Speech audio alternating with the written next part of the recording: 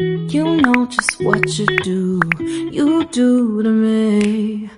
Ma'am, come on, tawrige. Ma'am, nungaramgani haina su thajay. The ma'am video se kuire ko tha phajalak toire na same da base. Last video se 30 of November da thangalambane adu matung da di dum tanna ko namda changak pagi su natana ko isa ja khara nuai ta bagi video se semja da bani do ngasi se tan badai kai de loina thadoga video se dum macha ma semja rakke hai na phone se pakhat pani do ma'am hajik pung 11 tare ayuk ki 12 changthalak tare ngasi weather sidi ma'am da su yenghalak yamna kaya lechin tharaga khoigi nungsaga amta thoktabi weather ni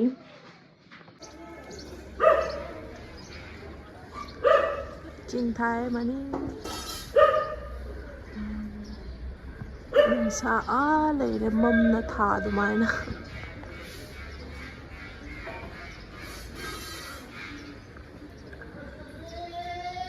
nungsa amta sade ngasidi ma'am Bajar ga chatpe mathau tadre ma'am thongan da dum ko nga jon badei adu gi hinjang napi yon ba kai jon ba se paklak talai ayu nganta pung mapan dei haurani lakpa se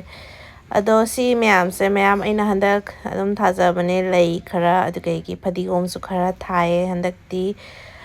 tilo mana tilo khara thai si se aina chara macha oina lerak pani sanarai se yam hajikti phajana satore Ngasidi nungsa su sade ma'am kamai tawdoino khangde samsu luthokpagi ko numit oiba adugai kanghan basu nungsa siga di kangaroi duna nungsa sadabaina kangbase yamna kui changani aidi samse khangdebo sumaina nungsa ga phangaudradi ko dina chupa dum chotna dum lei samse kangu yade do ai samse khar khar tawna di sangjara chahi ani phare ko aina samkaktaba angang yauram matungda aina chahi ama matungda samse kakpani adugagi du chahi da kakpade ahamba chahi da kakpade adu matungda samse kaktre ba chahi ani phajale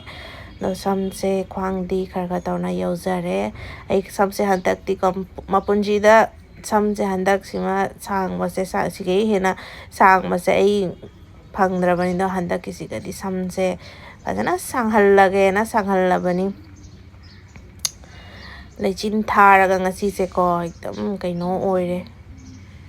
mamme baro ta salaktere doisu nungsa se sungsa sadorakte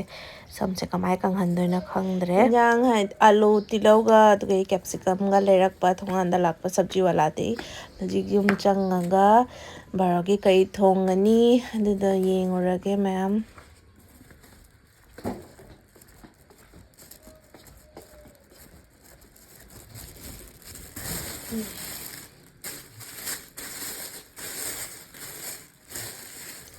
Hinjang napi naga tang base kari haidoino khangdarebo indamda season matamda su adum tang capsicum sibu yengune poa da hoji 30 rupees khak piri na puna aina janghai da adha kg khak lawre adugai asiga laire aigi tilhau ga alu ga hap na basket se yam thina kai haini tilhau singse kangsu kang jhalle ji matam thaba khotpagi matamina pathara ga mase kang jhalle aduna siloi sengdoga ngasi lerak pasingse aphaba khandoga phataba singni langdo kharani kedawni ano amda sengdoga phajana tawraga hape se leire si marakta su amok sing su yauri adugegi yanghang atekpa su yauri alu se haji kg da 25 rupees adugegi tilau di khara tangi tilau si di haji 40 rupees piri ko alu se kg ani laure adugegi tilau se kg ama laure hana gi kitang leiba si su yan challe ajina khara phajare yengda su de siga leire phataba singdo tharaga su oiroidaba potni abaduna aina langdokhrage da hajigai barogi kai thong sige sum khan na poche singchu khara taraga hapchalage hinjang napi haji parang kai rabanina ne chamthong oina thongjalage kitang leiba singse chamna taraga chamthong ama thongjarage ꯑꯩꯒꯤ ꯆꯝꯊꯣꯡꯁꯤꯗꯤꯀꯣ ꯉꯥꯒ ꯌꯥꯎꯔꯔꯣꯏ, ꯉꯥ ꯌꯥꯎꯔꯣꯏ ꯍꯥꯏꯗꯤ ꯈꯥꯂꯤ ꯉꯥꯔꯤ ꯈꯛꯇꯪ, ꯉꯥꯔꯤ ꯍꯥꯏꯗꯤ auto ꯉꯥ, ꯑꯩꯈꯣꯏꯒꯤ ꯁꯝꯗꯗꯤ ꯑꯣꯇꯣ ꯉꯥ ꯍꯥꯏꯅꯩꯀꯣ, ꯑꯗꯨꯇꯪ ꯍꯥꯞꯄꯒꯦ꯫ ꯑꯗꯨꯗꯒꯤ ꯇꯤꯜꯍꯧ ꯇꯧꯔꯒ, ꯈꯥꯃꯦꯟ ꯑꯁꯤꯟꯕꯤ ꯇꯧꯔꯒ, ꯍꯤꯟꯖꯥꯡ ꯅꯥꯄꯤ ꯄꯨꯂꯞ ꯍꯥꯞꯆꯜꯂꯒ ꯁꯦꯝꯃꯒꯦ꯫ ꯃꯣꯇꯣꯔ ꯊꯔꯥꯛꯁꯨ ꯈꯔ ꯍꯥꯞꯄꯒꯦ, ꯕꯤꯟꯁ ꯈꯔ ꯍꯥꯞꯄꯒꯦ, ꯈꯔ ꯑꯃꯅ ꯉꯥꯜꯂꯒꯦ꯫ ꯑꯗꯨꯗꯒꯤ ꯉꯁꯤꯗꯤ ꯀꯩꯅꯣꯝ ꯆꯥꯅꯤꯡꯉꯦ, ꯀꯔꯤꯅꯣ ꯍꯥꯏꯕꯗ ꯁꯤꯡꯖꯨ ꯆꯥꯅꯤꯡꯉꯦ꯫ ꯃꯤꯃꯤꯁꯨ ꯄꯦꯀꯦꯠ 2ꯈꯛ ꯂꯩ, ꯑꯗꯨꯗꯣ ꯆꯥꯊꯔꯒꯦ꯫ ꯉꯁꯤ ꯁꯤꯡꯖꯨ ꯍꯥꯎꯔꯅꯤ ꯌꯥꯝꯅ꯫ ꯁꯤꯡꯖꯨꯁꯤꯗꯤꯀꯣ ꯃꯤ ꯃꯌꯥꯝ ꯍꯥꯏꯗꯤ ꯃꯤ ꯑꯃ ꯑꯅꯤ ꯄꯨꯜꯂꯒ ꯆꯥꯕꯁꯤꯅ ꯑꯃꯨꯛ ꯅꯨꯡꯉꯥꯏꯕ ꯂꯩꯇꯦꯀꯣ꯫ ꯑꯗꯨ ꯏꯊꯟꯇ ꯑꯣꯏꯔꯁꯨ ꯉꯁꯤ ꯈꯥ ꯀꯨꯏꯔ ꯃꯇꯨꯡꯗ ꯆꯥꯕꯅꯤꯅ ꯍꯥꯎꯅ ꯆꯥꯊꯔꯒꯦ꯫ ꯑꯁꯤ ꯃꯌꯥꯝꯁꯦ ꯑꯩꯅ ꯆꯝꯊꯣꯡꯗ ꯍꯥꯞꯅꯕꯒꯤ ꯈꯔ ꯇꯧꯔ ꯂꯧꯊꯣꯛꯆꯕꯅꯦꯕ꯫ ꯃꯣꯔꯣꯛꯁꯦ ꯍꯧꯖꯤꯛꯀꯥꯟꯒꯤ ꯃꯣꯔꯣꯛꯁꯦ ꯌꯦꯡꯉꯨꯅꯦ, ꯈꯨꯠꯆꯥꯎ ꯑꯃ ꯕꯣꯞ ꯕꯣꯞ ꯂꯥꯎꯕꯤ ꯃꯣꯔꯣꯛꯅꯦꯕ꯫ ꯑꯗ ꯀꯣꯕꯤꯁꯤꯁꯨ ꯍꯧꯖꯤꯛ ꯌꯥꯝ ꯐꯖꯔꯦ, ꯄꯦꯛ ꯄꯦꯛ ꯂꯥꯎꯕ ꯀꯣꯕꯤ ꯉꯥꯛꯇꯅꯤ꯫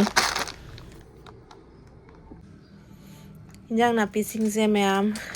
ꯁꯦꯝꯕ ꯍꯧꯖꯔꯒꯦ꯫ ꯐꯨꯜꯀꯣꯕꯤꯁꯤꯗꯤꯀꯣ ꯍꯧꯖꯤꯛ ꯃꯇꯝꯅꯤꯅ ꯆꯥꯅꯤꯡꯉꯤ, ꯍꯥꯏꯗꯤ ꯊꯣꯡꯕ ꯈꯨꯗꯤꯡ ꯑꯗꯨꯝ ꯍꯥꯎꯅ ꯆꯥꯅꯩꯑꯕ꯫ ꯉꯥ ꯊꯣꯡꯕ ꯑꯣꯏꯒꯦꯔꯥ, ꯆꯝꯊꯣꯡꯒꯨꯝꯕ ꯑꯣꯏꯒꯦꯔꯥ, ꯃꯌꯥꯟ-ꯇꯨꯌꯥꯟ ꯑꯣꯏꯒꯦꯔꯥ, ꯑꯗꯨꯝ ꯍꯥꯎꯔꯦꯕ꯫ ꯁꯤꯅ ꯈꯔꯅꯤ ꯂꯩꯔꯒꯗꯤ, ꯍꯥꯏꯗꯤ ꯐꯦꯕ꯭ꯔꯨꯋꯥꯔꯤ ꯃꯥꯔꯆꯀ ꯌꯧꯔꯒꯗꯤ ꯑꯗꯨꯒꯗꯤ ꯆꯥꯅꯤꯡꯉꯔꯣꯏ, ꯀꯣꯕꯤꯒꯁꯦ ꯃꯁꯛ ꯌꯦꯡꯅꯤꯡꯉꯔꯣꯏꯕ, ꯐꯨꯜ ꯀꯣꯕꯤꯒꯁꯦ꯫ ꯑꯗꯣ ꯁꯤꯒ ꯑꯩꯅ ꯎꯔꯤ ꯈꯔ ꯍꯥꯞꯄꯦ, ꯃꯔꯨꯗꯤ ꯌꯥꯎꯗꯦꯀꯣ꯫ ꯎꯔꯤꯁꯤꯗꯤ ꯑꯩꯗꯤꯅꯦ ꯃꯔꯨ ꯊꯥ ꯂꯧꯔꯒ ꯌꯥꯎꯕꯁꯦꯀꯣ ꯌꯥꯝ ꯄꯥꯝꯃꯦ꯫ ꯑꯁꯤꯗꯤ ꯃꯔꯨꯒ ꯑꯝꯇ ꯌꯥꯎꯗꯦ꯫ ꯑꯩꯁꯦ ꯇꯤꯟ ꯌꯥꯎꯕ꯭ꯔꯥ ꯌꯥꯎꯗꯕ꯭ꯔꯥ ꯍꯥꯏꯅ ꯌꯦꯡꯕꯅꯤ꯫ ꯌꯥꯝꯗꯤ ꯍꯥꯞꯄꯔꯣꯏ ꯎꯔꯤꯁꯦ 3-4ꯈꯛ ꯍꯥꯞꯄꯦ꯫ ꯑꯗꯨꯗꯒꯤ ꯕꯤꯟꯁꯁꯦ, ꯁꯤ ꯕꯤꯟꯁꯁꯤꯗꯤ ꯍꯥꯎꯋꯤꯀꯣ, ꯉꯧꯔꯒꯁꯨ ꯍꯥꯎꯋꯦ, ꯑꯗꯨꯗꯒꯤ ꯊꯣꯡꯉꯒꯁꯨ ꯍꯥꯎꯋꯦ, ꯉꯥꯜꯂꯒꯁꯨ ꯁꯥꯊꯤꯅ ꯍꯥꯎꯋꯦ꯫ ꯑꯁꯤ ꯑꯃ ꯈꯔ ꯍꯥꯞꯄꯅꯤ꯫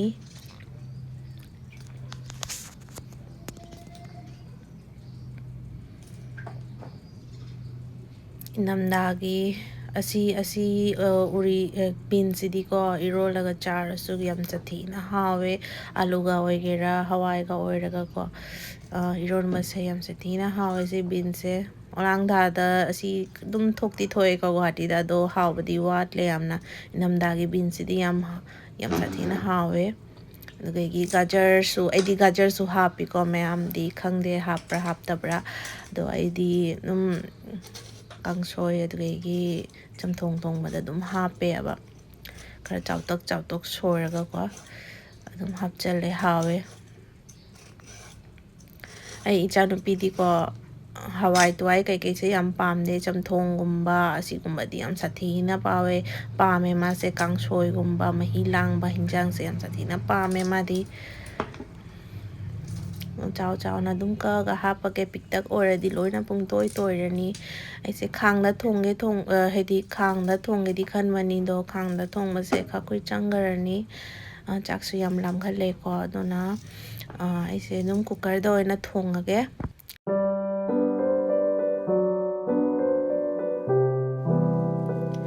ꯁꯦꯝꯅ ꯈꯣꯠꯅ ꯂꯣꯏ ꯂꯣꯏꯔꯦ꯫ ꯁꯤꯁꯦ ꯁꯦꯡꯅ ꯆꯥꯝꯃꯒ ꯑꯃꯨꯛ ꯍꯥꯞꯄꯅꯤ꯫ ꯃꯌꯥꯝꯁꯤꯒ ꯆꯥꯝꯅ ꯈꯣꯠꯅꯁꯨ ꯂꯣꯏꯁꯜꯂꯦ꯫ ꯂꯣꯏꯅ ꯍꯥꯞꯀꯗꯕꯁꯤꯡꯗꯣ, ꯃꯆꯜꯁꯤꯡꯗꯣ ꯂꯣꯏꯅ ꯁꯦꯝꯅ ꯂꯣꯏꯔꯦ꯫ ꯃꯌꯥꯝ ꯌꯦꯡꯕꯗꯁꯨ ꯌꯥꯝ ꯁꯥꯊꯤꯅ ꯃꯤꯠꯀꯁꯦꯀꯣ ꯌꯥꯝꯅ ꯀꯩ ꯍꯥꯏꯅꯤ, ꯅꯨꯡꯉꯥꯏꯕ ꯑꯣꯏꯖꯕꯗꯣ ꯑꯣꯏꯌꯦꯕ꯫ ꯍꯤꯟꯖꯥꯡ ꯅꯥꯄꯤ ꯑꯩꯈꯣꯏꯒꯤ ꯃꯆꯨ ꯇꯧꯔꯒ ꯂꯩꯕꯁꯦꯀꯣ ꯌꯥꯝ ꯁꯥꯊꯤ꯫ ꯏꯪꯊꯝꯊꯥꯁꯤꯗꯤ ꯍꯤꯟꯖꯥꯡ ꯅꯥꯄꯤꯒꯤ ꯍꯥꯏꯔꯗꯤꯀꯣ ꯌꯥꯝ ꯍꯔꯥꯎꯋꯦ꯫ ꯈꯣꯂꯥꯡꯊꯥ ꯆꯪꯉꯒꯗꯤ ꯑꯁꯤꯒꯨꯝꯕ ꯍꯤꯟꯖꯥꯡ ꯅꯥꯄꯤꯁꯦ ꯀꯌꯥꯗꯤ ꯃꯔꯥꯡ ꯀꯥꯏꯔꯔꯣꯏꯕ꯫ ꯑꯗꯨꯅ ꯏꯪꯊꯝꯊꯥ ꯑꯣꯏꯔꯤꯉꯩꯗꯤꯀꯣ ꯐꯖꯅ ꯄꯦꯟꯅ ꯆꯥꯍꯧꯕ꯫ ꯍꯧꯖꯤꯛ ꯑꯩꯅ ꯀꯨꯀꯔꯗꯗꯤ ꯏꯁꯤꯡ ꯈꯔ ꯊꯥꯡꯒꯠꯈ꯭ꯔꯦ꯫ ꯑꯗꯨꯗꯒꯤ ꯉꯥꯔꯤ ꯍꯥꯞꯄꯅꯤ꯫ ꯑꯍꯥꯟꯕꯗ ꯄꯣꯠꯆꯩ ꯃꯆꯜ ꯄꯨꯝꯅꯃꯛ ꯁꯦꯝꯅ ꯂꯣꯏꯔꯦ꯫ ꯑꯍꯥꯟꯕꯗ ꯉꯥꯔꯤꯁꯦ 2ꯈꯛ ꯑꯩꯅ ꯁꯦꯡꯅ ꯆꯥꯝꯃꯒ ꯍꯥꯞꯄꯦ, ꯏꯁꯤꯡꯁꯨ ꯁꯧꯔꯕꯅꯤꯅ꯫ ꯑꯗꯨꯗꯒꯤ ꯇꯤꯜꯍꯧꯁꯨ ꯑꯃꯨꯛ ꯍꯥꯞꯆꯜꯂꯅꯤ꯫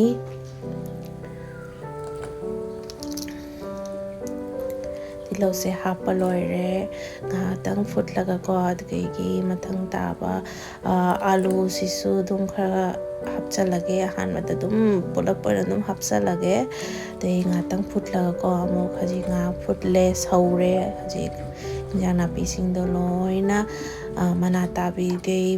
ꯑꯗꯨꯗꯒꯤ ꯀꯣꯕꯤ ꯂꯩ, ꯑꯗꯨꯗꯒꯤ ꯎꯔꯤ,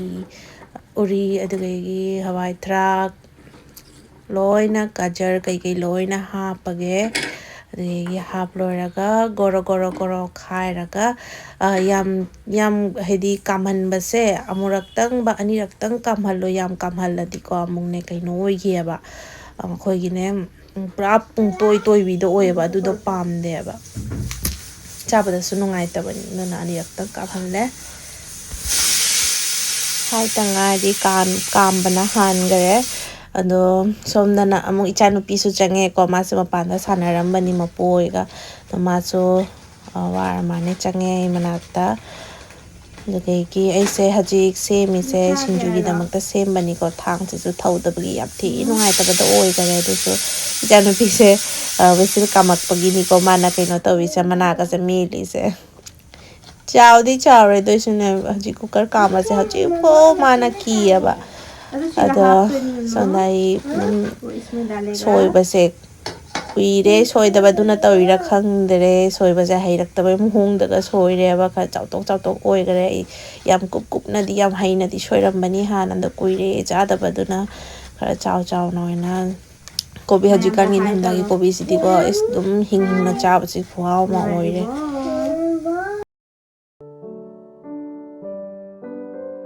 Tutu thakadro thakningde karigi nang tutu thakani haidudi ha tutu thakani haidudi sari na ko imhunge mama